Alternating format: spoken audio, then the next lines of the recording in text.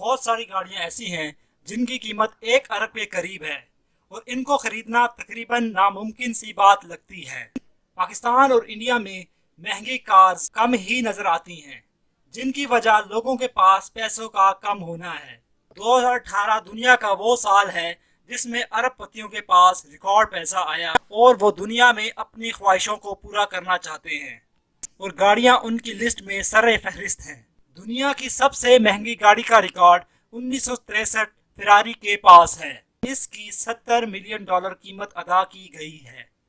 یہ پاکستانی تقریباً 8 ارب روپیہ بنتا ہے۔ 8 ارب میں آپ 4,000 کرولا گاڑیاں خرید سکتے ہیں اور 80,000 125 خرید سکتے ہیں۔ اس گاڑی نے 1964 میں ٹور ڈے فرانس ریس جیتی تھی اور ایک اور ریس میں چوتھی پوزیشن حاصل کی تھی۔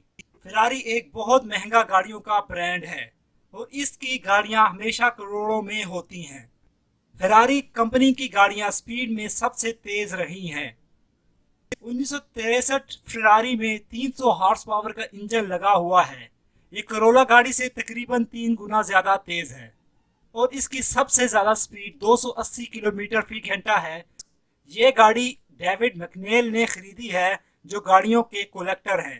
یہ شخص مہنگی گاڑیوں کے کلیکشن رکھنے کی وجہ سے دنیا میں مشہور ہیں۔ اس کی زیادہ قیمت ہونے کی وجہ اس گاڑی کا نایاب ہونا ہے۔ یہ صرف 36 بنائی گئی تھی، عام گاڑیوں کی تعداد کروڑوں میں ہوتی ہے۔ یہ گاڑی کیوں کم بنائی گئی؟ کچھ کہتے ہیں کہ کمپنی نے جان بوجھ کر کم بنایا تاکہ اس کی قیمت زیادہ رہے۔ اس سے پہلے سب سے مہنگی گاڑی کی قیمت $52 ملین تھی جو پاکستانی 6 ارب روپیہ بنتا ہے اور یہ بھی 1963 فراری تھی۔ 1963 فراری اپنی زیادہ قیمت ہونے کی وجہ سے پوری دنیا میں ارب پتیوں کی جان سمجھی جاتی ہے۔